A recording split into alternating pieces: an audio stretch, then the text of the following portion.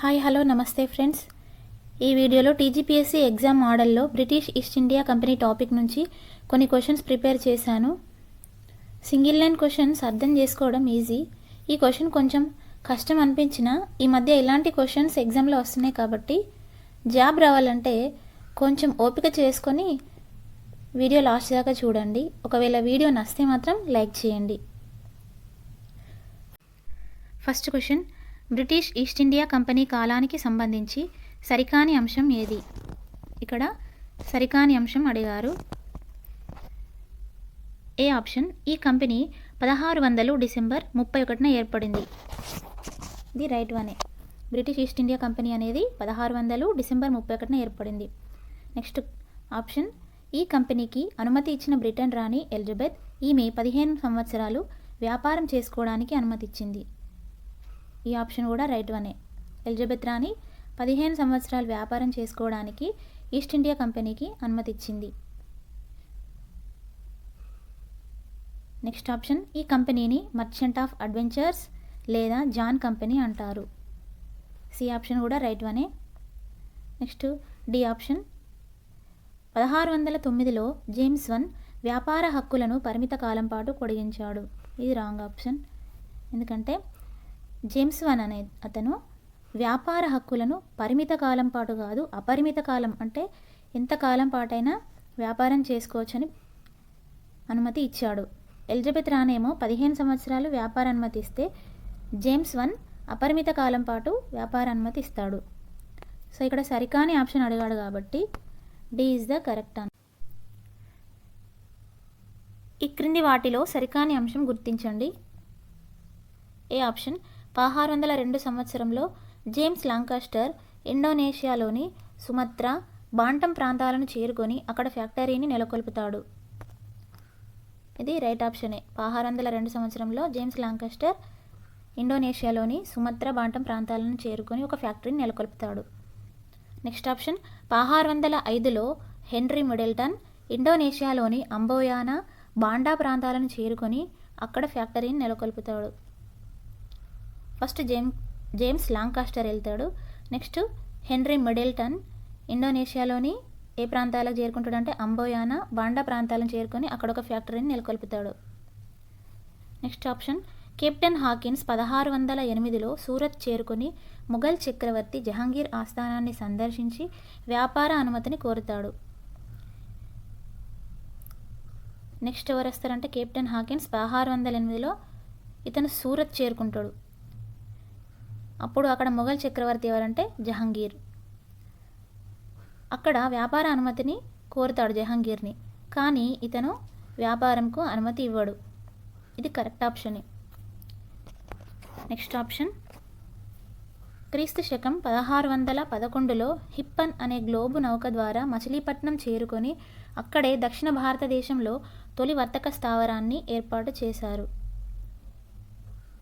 క్రీస్తు శకం 1611లో ఎవరు వస్తారంటే హిప్పన్. ఇతను గ్లోబ్ అనే నౌక ద్వారా మచిలీపట్నం చేరుకుంటాడు.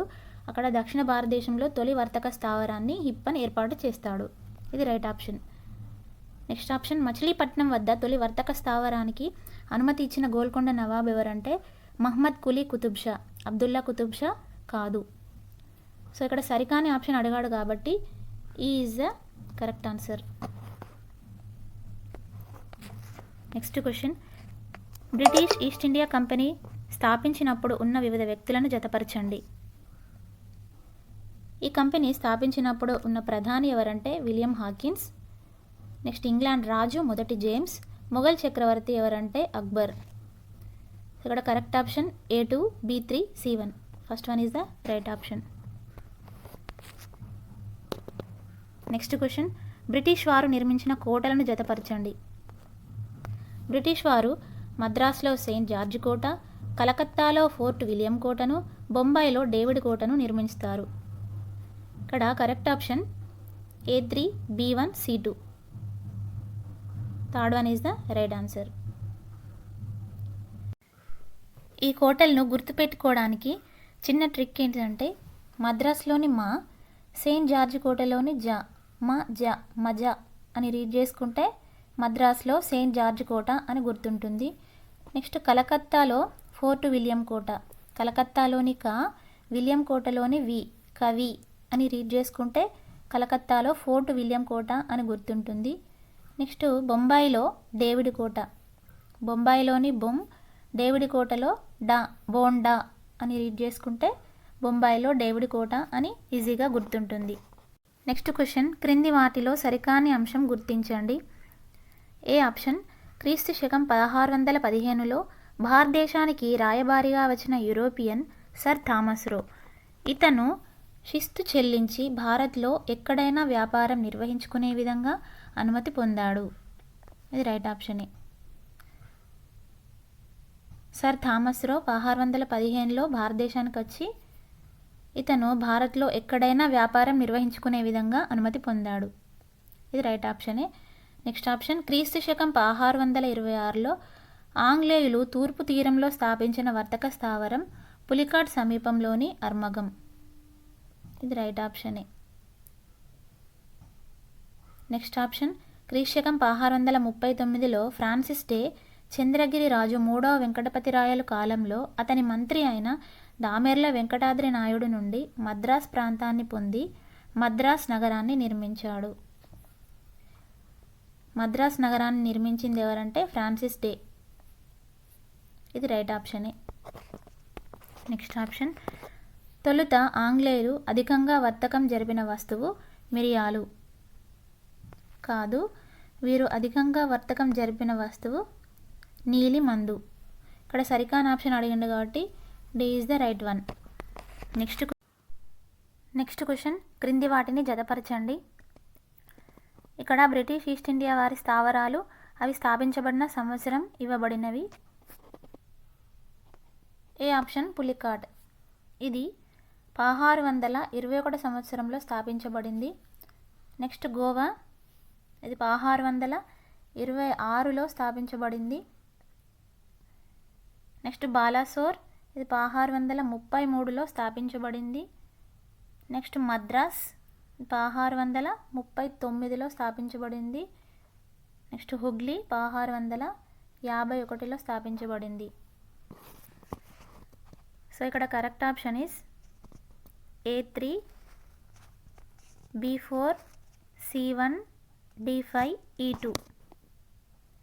Third one is the correct one.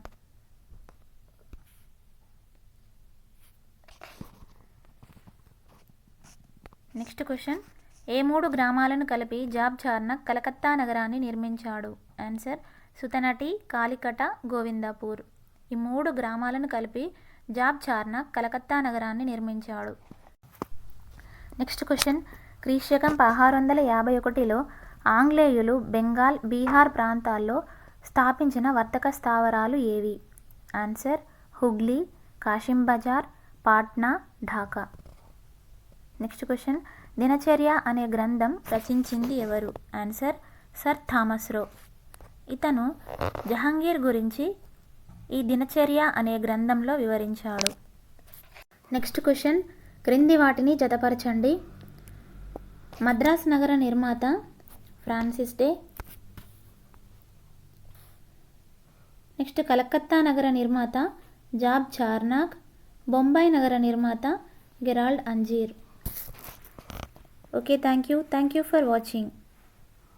ఈ వీడియో కనుక నచ్చినట్లయితే లైక్ చేయడం మర్చిపోకండి.